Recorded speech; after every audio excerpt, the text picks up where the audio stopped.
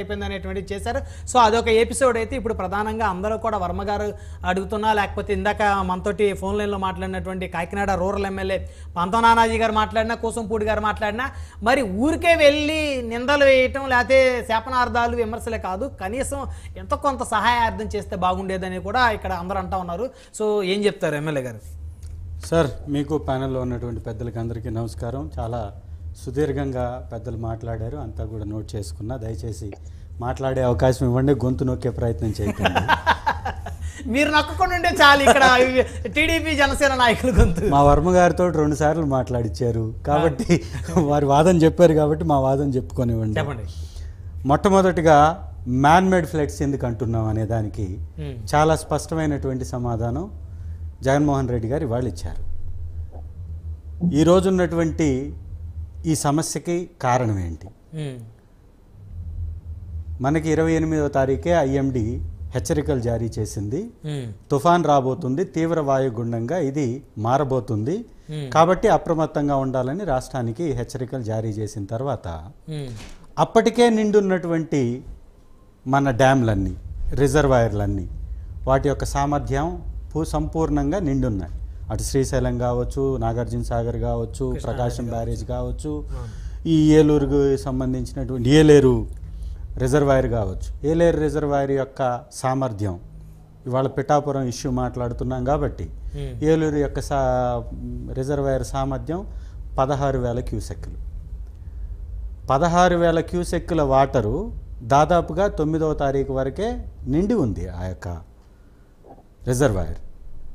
ఆ తర్వాత 9వ తారీఖు 40,000 క్యూసెక్కుల పైన వాటర్ వచ్చింది. డెలివరీ చేసింది ఎంత? 20,000 క్యూసెక్కులు. తర్వాత రోజు 30,000 క్యూసెక్కులు వాటర్ వచ్చింది. తర్వాత రోజు ఎంత డెలివరీ చేశారు? మీకు ఆల్రెడీ ఫ్లడ్ రాబోతుందని తెలిసినప్పుడు ఖచ్చితంగా ఫ్లడ్ కుషన్ నిర్వహించాలా లేదా? దాని సామర్థ్యం దాని సామర్థ్యం ఎంత? ఎంత వాటరు, ఎంత వరద వచ్చే అవకాశం ఉంటుంది? ఒకరోజు వర్షం పడితే వాతావరణ శాఖ చెప్పిన విధంగా ఒక వర్షం పడ్డప్పుడు ఈ రిజర్వాయర్ నుంచి ఆ పైన ఉన్నటువంటి రిజర్వాయర్కి మధ్యలో ఉన్నటువంటి ఆ వైశాల్యంలో పడేటటువంటి విస్తీర్ణంలో పడే వర్షం ఎన్ని సెంటీమీటర్లు పడుతుందో దాన్ని బట్టి ఎన్ని క్యూసెక్లు వస్తుంది అనేది క్లియర్. మీకు నాకు అర్థం కాకపోవచ్చు, కానీ ఇరిగేషన్ డిపార్ట్మెంట్కి అర్థం కాదు, ఫ్లడ్ మేనేజ్మెంట్ చేసే వాళ్ళకి ఎందుకు అర్థం కాదు? సో ఇవన్నీ ఉన్నప్పుడు అవి నిర్వహించకుండా ఎక్కడో ఇబ్రహీంపట్నంలో బోట్లు కట్టివేస్తే వీళ్ళేం నిద్రపోతున్నారా? ప్రకాశం బ్యారేజీ నిండుకుండలాగుంది. వచ్చేటటువంటి వరద ఖచ్చితంగా ఈ బుడమేరు వరద ప్రకాశం బ్యారేజ్లో రావడానికి అవకాశం లేదు. ఎందుకంటే ప్రకాశం బ్యారేజ్ నీటి సామర్థ్యం ఒక లెవెల్కి వచ్చిన తర్వాత బుడమేరు కంటే ఎత్తుకి వెళ్ళిపోయిన తర్వాత బుడమేరు వాటర్ ఇటు రాలేదు కాబట్టి బుడమేరు వాటర్ అనేది పైకి వస్తుంది కాబట్టి ఆ లాగులు వెత్తితే ఖచ్చితంగా పట్టణం మీదకు వస్తుంది కాబట్టి ఇవన్నీ ముందు నుంచి తెలిసినటువంటి అంశాలు.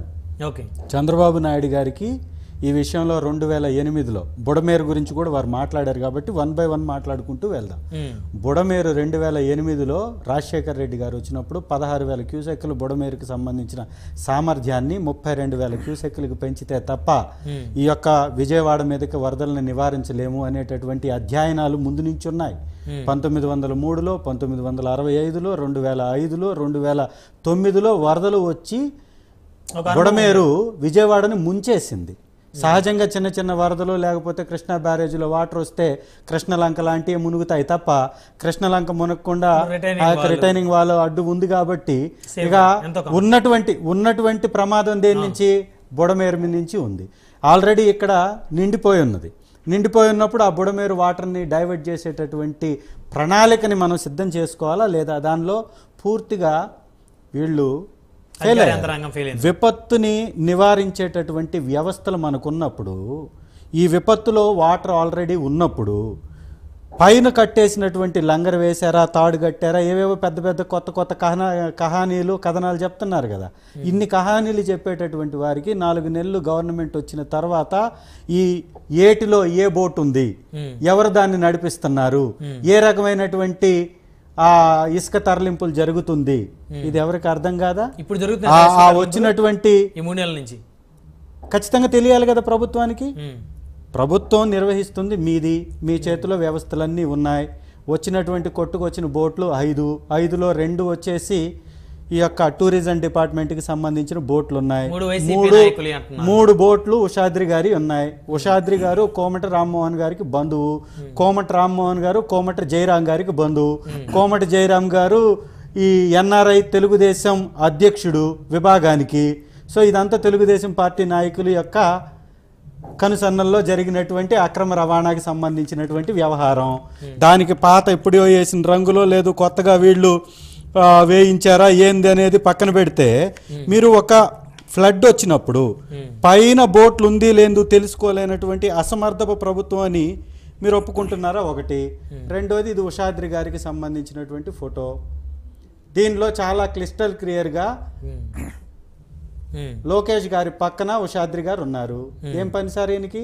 ఉషాద్రి గారికి లోకేష్ గారితో ఎందుకుంది సార్ ఫోటో? వెరీ క్లోజ్ గా ఉన్నట్లేదు ఆ ఫోటో మాత్రం. పక్కనే నిలబడి ఉన్నారండి, నిలబడి ఉన్నారు, పక్కనే నిలబడి ఉన్నారు.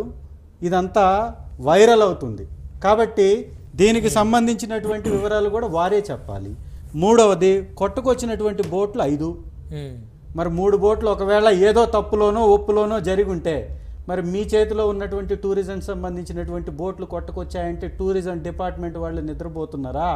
డిజాస్టర్ మేనేజ్మెంట్ వాళ్ళు నిద్రపోతున్నారా? లేకపోతే ఈ రాష్ట్రంలో ప్రభుత్వం నడుస్తుందా లేదా, ప్రభుత్వం పనిచేస్తుందా లేదా, ఇవన్నీ ఎవరు చూసుకోవాలండి? ఇప్పుడున్నటువంటి ప్రభుత్వం కదా. ఎలక్షన్స్కి ముందే అన్ని వ్యవస్థలు కూడా ఎలక్షన్ కమిషన్ చేతిలోకి వెళ్ళిపోయాయి. ఆ తర్వాత వచ్చినటువంటి ప్రభుత్వ ఆధీనంలోకి వచ్చేసాయి. ప్రభుత్వం మారిన తర్వాత చిన్న ఒక వంట వండే స్కూల్లో పోస్ట్ దగ్గర నుంచి IAS ఆఫీసర్ల దాకా మొత్తాన్ని ఏర్పరేశారు కదా మీరు. ఇంకా ఇప్పుడు కూడా పంపారు పోలీస్ డిపార్ట్మెంట్ లో, ఇంకా జరుగుతా ఉంది. అందుకే సార్ నేను అందే మా గొంతు మొత్తం ఏరలేదు, ఇంకా ఉన్నారని చెప్తున్నాను నేను సార్. పెద్ద పెద్ద మీకే సపోర్ట్ గా చెప్తున్నాను. అదే సార్ అన్ని రకాలుగా వ్యవస్థలన్నీ మీ చేతిలో పెట్టుకొని వేల కోట్ల రూపాయలు బ్యాంకులు నెగ్గొట్టినటువంటి కేసులు కలిగినటువంటి మీ నాయకుల మీద కేసులు ఏమో నడవట్లా. ఎవరు మీ పార్టీ నుంచి వెళ్ళిన గంటా శ్రీనివాసరావు గారి మీద బ్యాంకు కేసులు ఇప్పుడు కూడా రన్నింగ్లో ఉన్నాయి. సుజనా చౌదరి గారి మీద బ్యాంకు కేసులు రన్నింగ్లో ఉన్నాయి. ఇట్లాంటి కేసులన్నీ పక్కన పెట్టేసి ప్రొటెస్ట్ చేయడానికి ముందుకు వెళ్ళి మా నాయకుడిని తిడితే ప్రొటెస్ట్ చేయడానికి వెళ్ళిన కేసుల మీద అక్రమంగా అరెస్టులు చేస్తున్నారు కదా. మరి వీటి మీద చూపిస్తున్నటువంటి ఈ చొరవ వినండి సార్. చాలా అడిగారు మీరు, చెప్పనివ్వండి.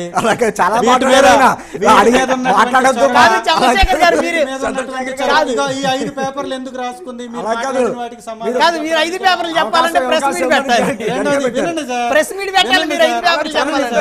ఇవన్నీ ఈ చిత్తశుద్ధిగానే ఉంటే రాదు కదా. అలాగే ఇవాళ పిఠాపురానికి సంబంధించి ఫ్లడ్ మేనేజ్మెంట్ గురించి కూడా వారు చెప్పారు.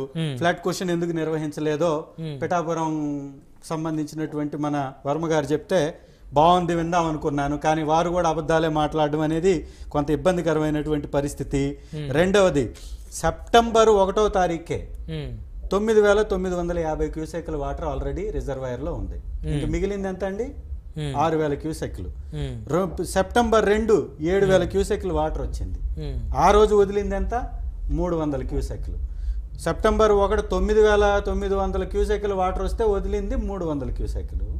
సెప్టెంబర్ 2 రోజున 7,033 క్యూసెక్లు వాటర్ వస్తే వదిలింది 300 క్యూసెక్లు. అంటే మీరు సామర్థ్యాన్ని ఎంతైతే 16,000 సామర్థ్యం ఉందో సెప్టెంబర్ 1 సెప్టెంబర్ 2 తోటి మీరు నింపివేశారు. మరి 9వ తారీఖు మీకు వచ్చేటటువంటి వరద నీరు ఎటుపోవాలండి? ఊరి మీద పడాలి కదా. అదే జరిగింది. దీన్ని తప్పించేటటువంటి ప్రయత్నం చేయడం ఇది మీరు కావాలని మభ్యపెట్టడం కాదా? సెప్టెంబర్ 9 రోజున 45,335 క్యూసెక్ల వరద వచ్చింది. ఆ రోజు కూడా వదిలింది ఎంత? 21,500 క్యూసెక్లు. ఎందుకు సార్ మీరు 16,000 క్యూసెక్లు వాటర్ నిండున్నప్పుడు ఎందుకు ఖాళీ చేసుకోలేకపోయారు? అందుకే అంటున్నారు ఖచ్చితంగా ఫ్లడ్ క్వశ్చన్ నిర్వహిస్తే బాగుండేది అని. రెండవది వారిని చెప్పమనండి. రెండవది సార్, అసలు దీన్ని డెవలప్మెంట్ స్టార్ట్ చేసింది ఎవరు? డెవలప్మెంట్ స్టార్ట్ చేసింది ఎవరు? దివంగత రాజశేఖర్ రెడ్డి గారు. రాజశేఖర్ రెడ్డి గారు 138 కోట్ల రూపాయలని 2008లో ఏలేరుకు ఖర్చు పెట్టమని రిలీజ్ చేశారు. తర్వాత వారు చనిపోయారు. చనిపోయిన తర్వాత వచ్చినటువంటి ప్రభుత్వాలు కునుకు వహించాయి. జగన్మోహన్ రెడ్డి గారు ఇది కూడా ఖర్చు పెట్టలేదు. వినండి సార్, మా జగన్మోహన్ రెడ్డి గారు మా ప్రభుత్వం రాకముందు 8 సంవత్సరాలు గుడ్డి గుర్రాలకు పళ్ళుదోమారా? ఏమైంది? 138 కోట్లు ఏమైనా ఖర్చు చేశారా? ఎక్కడ ఖర్చు చేశారు? ఎందుకు మళ్ళీ దాన్ని 295 కోట్లకి 2014 ఎందుకు పెంచారు? 2014లో పెంచడానికి కారణం ఏంది? చంద్రబాబు నాయుడు గారు అంతకు ముందు 9 సంవత్సరాలు ముఖ్యమంత్రిగా ఉన్నప్పుడు ఏలేరు మీద ఎందుకు ఖర్చు చేయలేదు? 138 కోట్లు ఇచ్చినటువంటి వైఎస్ఆర్ ప్రభుత్వం ఇచ్చినటువంటి ఆ డబ్బుని ఎందుకు ఖర్చు చేయలేదు? ఎందుకు దాని ఆధునీకరణ చేయలేదు? ఇవన్నీ సమాధానం చెప్పకుండా మా గవర్నమెంట్లో బ్రహ్మాండంగా వర్షాలు పడ్డాయి. చంద్రబాబు నాయుడు గారి కాలంలో కరువు కాటకాలతోటి అల్లాడిపోయి వర్షపు చొక్కలేనటువంటి ఆ డ్యామ్ని ఈ డబ్బుతోటి బాగు చేయించుంటే బాగుండేది కదా. ఆ రోజేమో వీళ్ళందరూ నిద్రలు పోయారు. ఆ రోజు పని చేయడానికి వీరెవరికి కూడా చిత్తశుద్ధి లేదు. ఇవాళ డ్యామ్ నిండి సామర్థ్యానికి మించి ప్రజల మీద వస్తే ఇవాళ అవాకులు చవాకులు జగన్మోహన్ రెడ్డి గారి మీదకి నిందలు వేస్తే అసలు మీరు ప్రభుత్వంలో ఉన్నారనుకుంటున్నారా? ఏమనుకుంటున్నారు? ప్రభుత్వం నడవట్లేదు అనుకుంటున్నారా? చంద్రశేఖర్ గారు ఒక్క విషయం చెప్పండి, మళ్ళీ మీ దగ్గరకు వస్తాను నేను. అయితే ఎందుకు జగన్మోహన్ రెడ్డి గారు సహాయం చేయట్లేదు? ఇస్తారు కాబట్టి నేను చెప్తానేనండి, అది కూడా చెప్తా. ఇంకోటి, రైతుల మీద ఏదో ముసలి కన్నీరుగా అరుస్తున్నారు వీళ్ళు. రైతుల్ని దగా చేసి మోసం చేసి 2095 నుంచి 2004 వరకు రైతులు అంటే చిన్న చూపు చూసి రైతుల గుండెల్లోకి తోటాలని చొప్పించినటువంటి ప్రభుత్వం ఎవరిది సార్? నాగలి దున్నినటువంటి బీడుల్లో విషపు మొక్కలను నాటించినటువంటి ప్రభుత్వం తెలుగుదేశం ప్రభుత్వం. మా గవర్నమెంట్ లో రైతులకి 53,58,000 మంది రైతులకి 13,000 చొప్పున 34,228 కోట్లు కేవలం. 2019లో వీళ్ళు ఇచ్చింది కేవలం 7,800. ఎవరికి రైతుల పట్ల చిత్తశుద్ధి? ఇప్పుడు జులైలో కట్టాల్సినటువంటి 12,000 కోట్ల రూపాయలకు సంబంధించిన ఇన్సూరెన్స్ డబ్బునే చెల్లించలేదండి ఈ ప్రభుత్వం. చంద్రశేఖర్ గారు అవన్నీ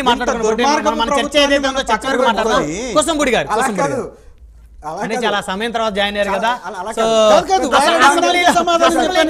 కాదు, నేనేమంటానంటే చంద్రశేఖర్ గారు ఇవన్నీ అసెంబ్లీలో మాట్లాడితే చాలా అద్భుతంగా ఉంటుంది.